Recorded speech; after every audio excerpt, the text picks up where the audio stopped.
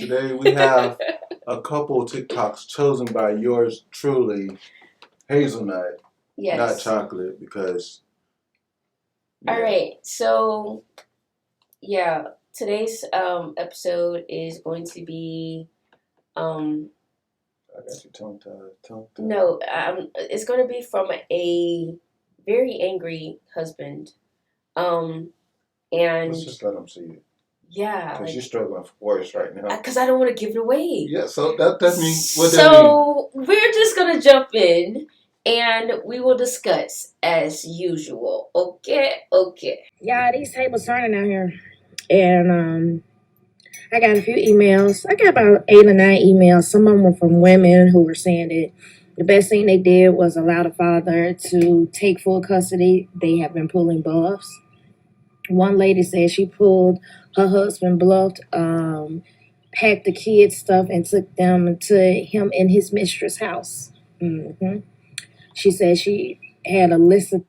Did I hear that correctly? She said to where? Him and his mistress's house. And he's still breathing? He's still breathing? Because I don't know about her, but if that was my woman and she took it to her boyfriend's house, I would be livid. I would be. It's one thing if you're dating, but you're married and you took it to your...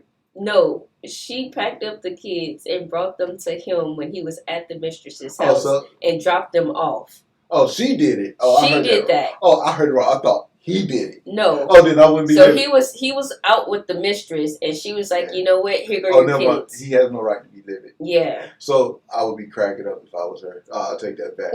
You know what that makes me think of? You remember the song? I smashed the windows out the car. Except for doing that, she said, "I'll drop your keys out the car." You mistress take. She said, "You know what? Since you want to have fun, you take your kids. Y'all go have fun together. Y'all go have a family night." And that's a good way of saying, "I know where you at." All right, I'm sorry. I heard that wrong. I'm glad you correct me, because I would have went on a tangent later for that. All right, you ready? Yeah, no. Yeah, these tables turning out here. My bad. We're going to start over the video so y'all can catch everything. And I got a few emails. I got about 8 or 9 emails. Some of them were from women who were saying that the best thing they did was allow the father to take full custody. They have been pulling bluffs. One lady said she pulled her husband bluffed, packed the kids' stuff, and took them to him in his mistress' house. She said she had a list of things that the kids liked. She gave it to the young lady. In quotation, she said the young lady was actually the teacher at the school. I think it was her son's teacher. Her husband had forgot that his location was on, and she had noticed a change in the pattern, so she started being... Hey, you got dropped off at your teacher's house. Wow. I hope she gave the child some homework. That's awkward on so many levels. This entire situation. I don't know if I like that tomorrow much, because now that just put the child in the middle of a situation outside of already being put in the middle. But when he go to school, now he has to see this lady. See, that changes the dynamic a little bit. I give it to her for doing that, but when you know this child, you're actually traumatizing the child more. But let's than anything on that one. Yeah. Inspector Gadget, and she found out when he dropped the kids off to her, and said he had to go back to work some evenings, he was going to the teacher house. I had a man email me, and he said, "I am tired of this game women are playing. My wife left me with 2 small kids. We have twins. They are 2 years old." You got twins, brother? I feel you. Mine are.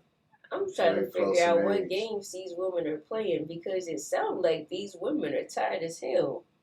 It depends on the woman, because women do play games just like men do too. True, but I'm talking about in these situations. Yeah, but let's see what it is. But you don't have anything else to say about the teacher thing? We're going to come back to that, but because... We got some time, and like it looked like she's going to be going over different scenarios. All right, I'm going to say this real quick with the teacher situation. One, I'm not mad at her for dropping the kids off, even if it was the teacher. because children are not stupid.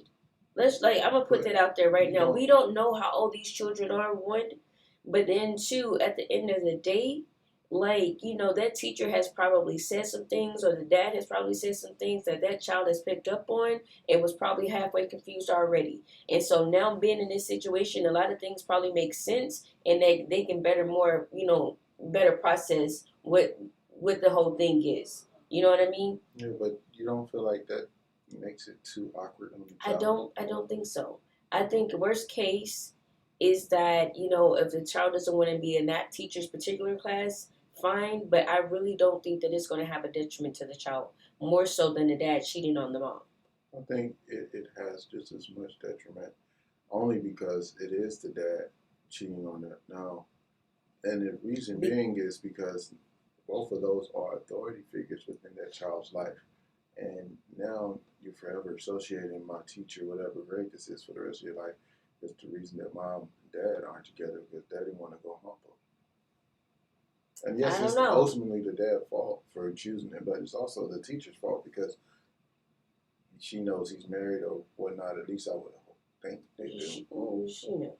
All right, you look like you had one other thing you want to add. I mean, I was just gonna say, from the child's perspective, and it definitely depends on the child, how they process, all of this type of situations, but it could be a case of, at least it's somebody that the child knows and not some complete random stranger, because at least it's well, I like this teacher or whatever, you know what I mean? And the child can more easily, because if the mom has the gall to go and drop these kids off, one, she's known for a while, but then two, I'd much rather the child is around somebody that they already have an established relationship with, so to speak, versus some complete stranger. Because some of these folks go off the deep end, and I need my kids, So I'm not mad that it's the teacher.